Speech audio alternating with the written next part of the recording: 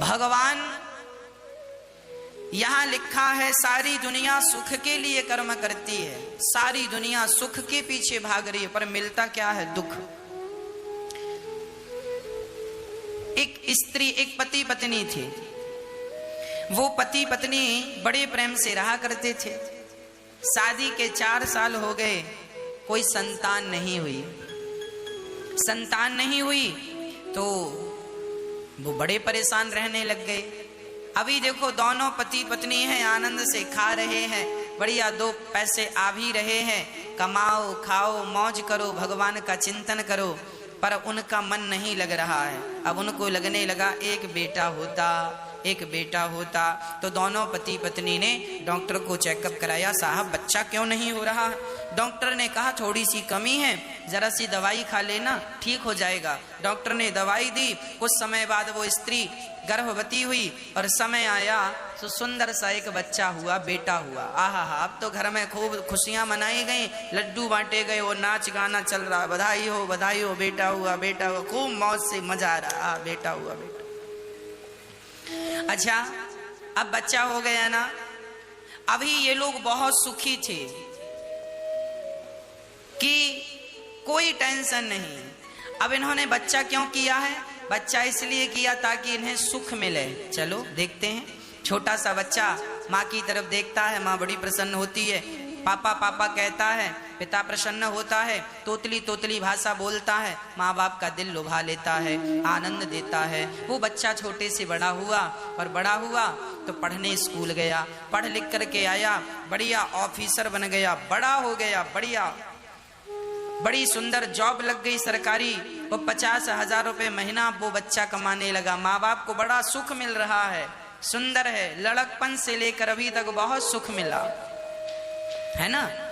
वो बढ़िया 50,000 रुपए महीने कमा रहा है, माँ बाप बहुत सुखी हैं। चलो मेरा बेटा सेटल हो गया, अब बढ़िया सा इसका दुल्हन लाते हैं। बढ़िया सी लड़की देखी, विवाह कर दिया। वो विवाह किया तो बहू भी ठीक ठाक है, आज्ञाकारी है, कोई दिक्कत नहीं है।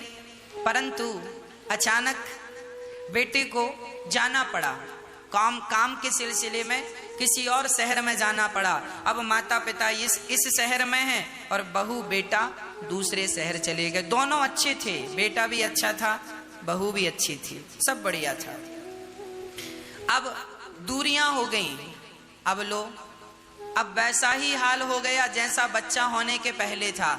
बच्चा नहीं हुआ तब भी अकेले थे, और अब बच्चा है फिर भी अकेले हैं। अब बेटा से माँ कहती है, बेटा, अब बेटा थोड़ा और प्रमोशन में चला गया और बड़े शहर चला गया। हर 2 साल में वो स्थान बदलता। वो कहता, माँ तो मेरे पास आ जाओ, पिताजी मेरे पास आओ, यहीं रहो। पर माता पिता कहते हैं, बेटा तुम हर 2 साल में बदल जाते हो अपना शहर, हम कहाँ कहाँ तुम्हारे पीछे भागेंगे। एक काम करो, तुम अभी प्रमोशन मत लो, जितनी सैलरी थी उतनी लेके इसी शहर में पहले की तरह आ जाओ, प्रमोशन का लोभ मत करो। जब हम दोनों मर जाएंगे तब फिर आप खूब प्रमोशन लेके जहां मन करे चले जाना। बेटे को समझाया कि प्रमोशन मत लो, यहीं रहो हमारे पास आंखों के सामने। बेटा बोला, ना माँ, मेरे कैरियर का सवाल है, प्रमोशन लेना पड़ेगा।